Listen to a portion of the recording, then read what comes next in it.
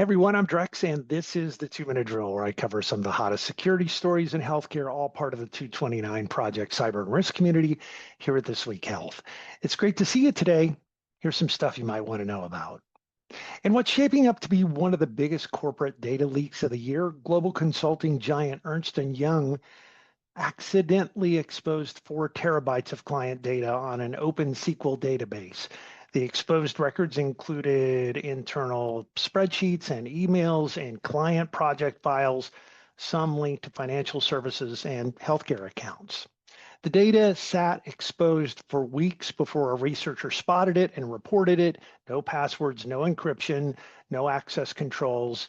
E&Y has since secured the system and launched an investigation. But it's clear, even the big consulting shops can trip over their own data hygiene.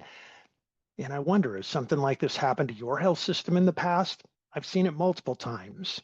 How are you preventing it from happening to your organization in the future?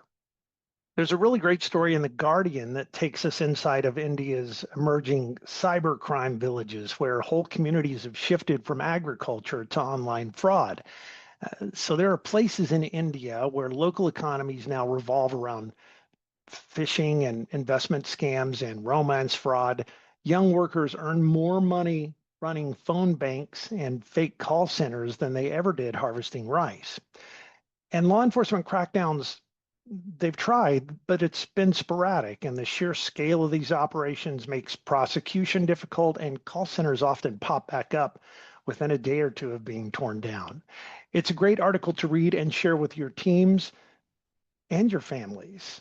Cybercrime and these kinds of online scams are no longer just a hobby. They've become an industry with supply chains and training pipelines and global reach.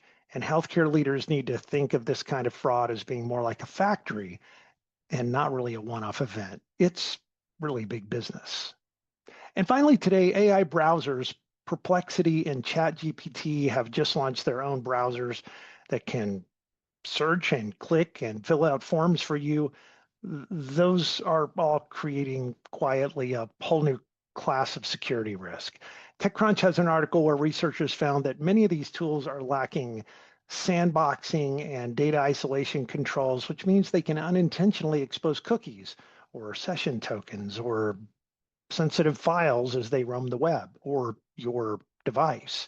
Developers say they're fixing the problems, but the problem is that with these new browsers, we're basically training digital interns to do work for us, and we're giving them the keys to the kingdom, and we're not giving them a lot of supervision. Every new piece of tech, like those new browsers from Perplexity, it's called Comet, or ChatGPT, theirs is called Atlas, those new tech waves always start with innovation, and they always end with a patch cycle. So if your organization is experimenting with those new browsers, cool, but treat them like untrusted interns and supervise everything they touch. More on this story and all the latest healthcare tech and security news at thisweekhealth.com/news. I'll post a link in the comments that'll take you directly to Spotify or Apple, so you can sign up for my Unhacked podcast channels too. That's where all my shows live. And as they say, smash the like and subscribe button. Look again, those will be in the comments. That's it for today's 2-Minute Drill. Thanks for being here.